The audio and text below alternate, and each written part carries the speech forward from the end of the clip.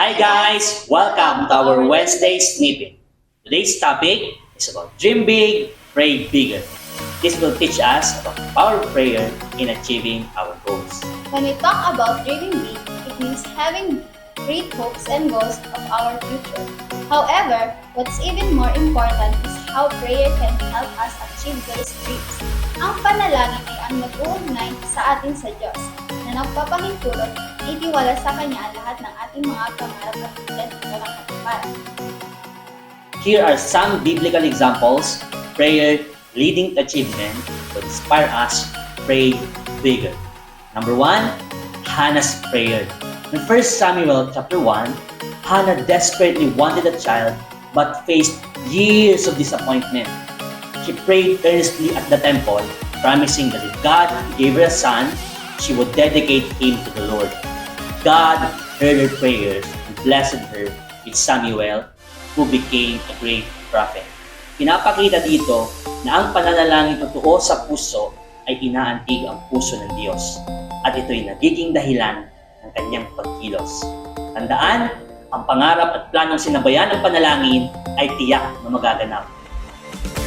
Number 2, Nehemiah's prayer. Nehemiah was heartbroken when he heard about the broken walls of Jerusalem.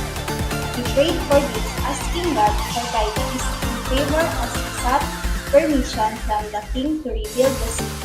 His prayer led him to successfully lead the rebuilding efforts, showing how prayer can empower us to take action towards our dreams. Katulad ni Nehemiah, sa pananalangin natin sa Diyos ay nakakalaban tayo nito sa ibang lakas ng loob at motivasyon. It inspires us to pursue our objectives even more because of His gracious favor. Tama! Number 3, Elijah's prayer. In 1 Kings chapter 18, Elijah prayed for rain for a long drought in Israel. He believed strongly that God would answer his prayer. After praying multiple times, rain finally came. This teaches us to be persistent in prayer and believe that God will fulfill His promises. Kailanman ay walang sayang na panalangin idinulog ng totoo sa Diyos. Hindi niya ipinagkakait ang katugunan sa mga daing na makabubuti sa kanyang mga minamahal. In conclusion, dream big, pray bigger is more than just a catchy phrase. It's an invitation to embrace a life of limitless possibilities. It's a call to recognize that with God, all things are truly possible. But remember, dreams without action and faith remain just that dreams.